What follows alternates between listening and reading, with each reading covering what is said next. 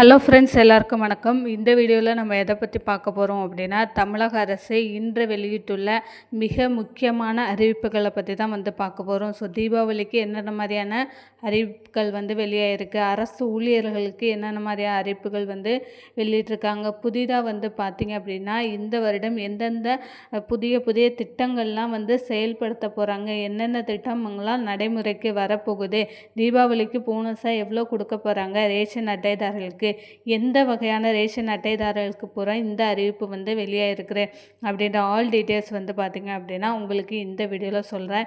நம்ம சேனல் நீங்கள் முதல் தடவை பார்க்குறீங்க அப்படின்னா மறக்காமல் சப்ஸ்கிரைப் பண்ணிட்டு பாருங்கள். அப்படின்னா தான் கவர்மெண்ட் சம்மந்தமான ரெகுலர் அப்டேட், எக்ஸாம்பிள்ஸ் நமக்கு தமிழகம் முழுவதும் வேலைவாய்ப்பு செய்திகள், அப்புறம் தமிழகம் முழுவதும் அரசு சம்மந்தமான மிக முக்கியமான தகவல்கள் அனைத்துமே உங்களுக்கு இந்த சேனல் மூலமாக தெரிவிக்கப்படும். ஸோ சேனல் சப்ஸ்கிரைப் பண்ணி வச்சுக்கோங்க. இப்போ வாங்க நம்ம வீடியோக்குள்ளே போகலாம்.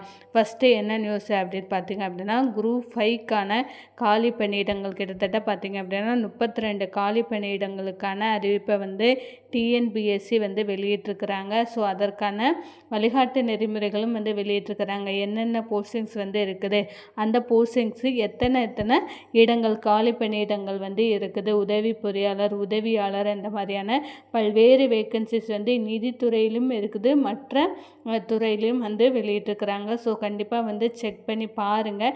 இது பார்த்திங்க அப்படின்னா 2025 இந்த வருடத்திற்கான நோட்டிஃபிகேஷன்ஸ். இதில் பார்த்திங்க அப்படின்னா நீங்கள் அடுத்த மாதம் நவம்பர் 5ஆம் தேதி வரை நீங்கள் ஆன்லைன் மூலமாக இதற்கு விண்ணப்பிக்கலாம். இதற்கு பார்த்திங்க அப்படின்னா எழுத்துத் தேர்வு டிசம்பர் 21ஆம் தேதி நடைபெறும் அப்படின்றத சொல்லியிருக்கிறாங்க. குரூப் 5A இதற்கான 2018 முதல் 2020 வரையிலான 8 ஆண்டுகளில் முதல் முறையாக தொடர்ச்சியாக அடுத்தடுத்த ஆண்டுகளில் பார்த்திங்க அப்படின்னா உங்களுக்கு குரூப் 5Aக்கான அறிவிப்பை வெளியிட்டிருக்கிறாங்க. ஸோ அடுத்த மாதம் 5ஆம் தேதி வரை உங்களுக்கு டைம் இருக்குது. இது வரைக்கும் விண்ணப்பிக்காதவங்க தாராளமாக விண்ணப்பிக்கலாம். இதற்கான எஜுகேஷன்ஸ் குவாலிஃபிகேஷன், ஏஜ் குவாலிஃபிகேஷன்ஸ் எல்லாம் டிஎன்பிஎஸ்சி வெப்சைட்டில் நீங்கள் பார்த்து தெரிஞ்சுக்கலாம்.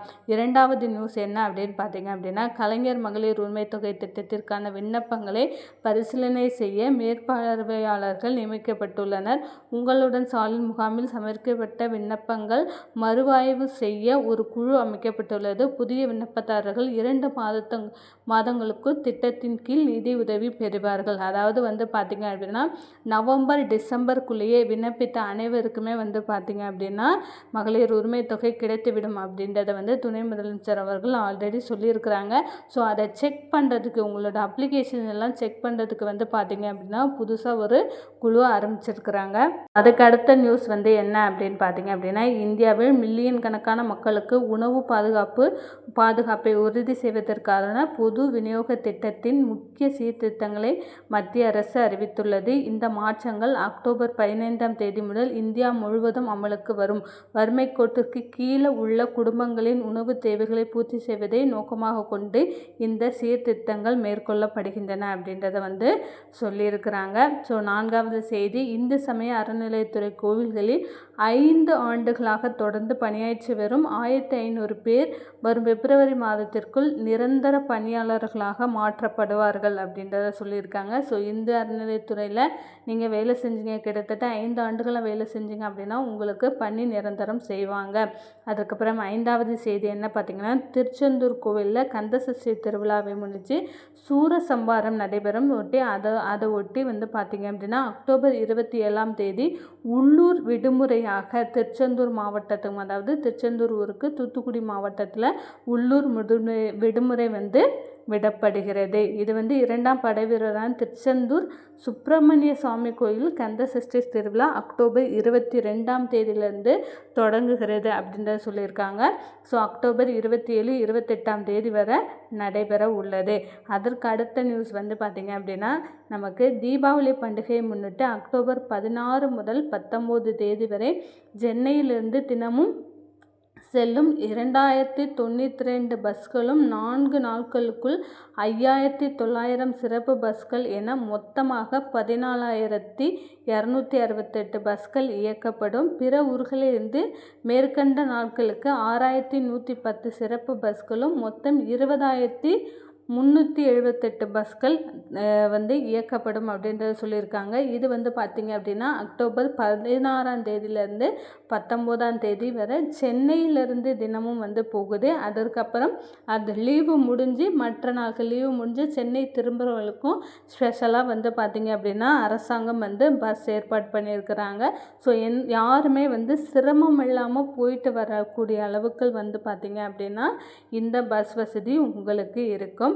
ஸோ அடுத்தது வந்து பார்த்திங்க அப்படின்னா சென்னை, கோவை, வேலூர், திருவள்ளூர் மாவட்டங்களில் டெங்கு காய்ச்சல் அதிகமாக பாதிப்பு அதிகரித்துள்ளதால் பொது சுகாதாரத்துறை அறிவித்துள்ளது. கொசுக்களின் எண்ணிக்கை அதிகமாக உள்ள பகுதிகளில் மருந்து தெளிக்க நடவடிக்கை எடுக்கப்படும் என்று பொது சுகாதாரத்துறை இயக்குனர் சோமசுந்தரம் தெரிவித்தார். 4 நாட்களுக்கு பிறகு காய்ச்சல் குறையவில்லை என்றால் உடனடியாக மருத்துவ சிகிச்சை பெற வேண்டும் என்றும் அவர் கூறுகிறார். கண்டிப்பாக வந்து பார்த்திங்க அப்படின்னா சென்னை, கோவை, வேலூர், திருவள்ளூர் மற்ற மாவட்டங்களிலுமே வந்து பார்த்திங்க அப்படின்னா டெங்கு காய்ச்சல் அதிகமாகவே இருக்குது. ஸோ 4 நாட்களாக யாராவது ஒருத்தருக்கு காய்ச்சல் இருக்குது அப்படின்ற பட்சத்தில் கண்டிப்பாக நீங்கள் அருகாமையில் உள்ள மருத்துவமனைக்கு செல்வது நல்லது. முடிஞ்ச அளவுக்கு நம்ம தண்ணீர் தேங்காமல் பார்த்துக்கிட்டாலே டெங்கு காய்ச்சல் வர்றதுலேருந்து தடுக்கலாம். அடுத்ததாக வந்து பார்த்திங்க அப்படின்னா கூட்டுறவுத்துறையின் கீழ் இயங்கும் ரேஷன் கடைகளுக்கு 2025-26ஆம் நிதியாண்டிற்கு தமிழக அரசு 300 கோடி ரூபாய் முன்பண மானியத்தை ஒதுக்கியுள்ளதாக உரையில் குறிப்பிடப்பட்டுள்ளது.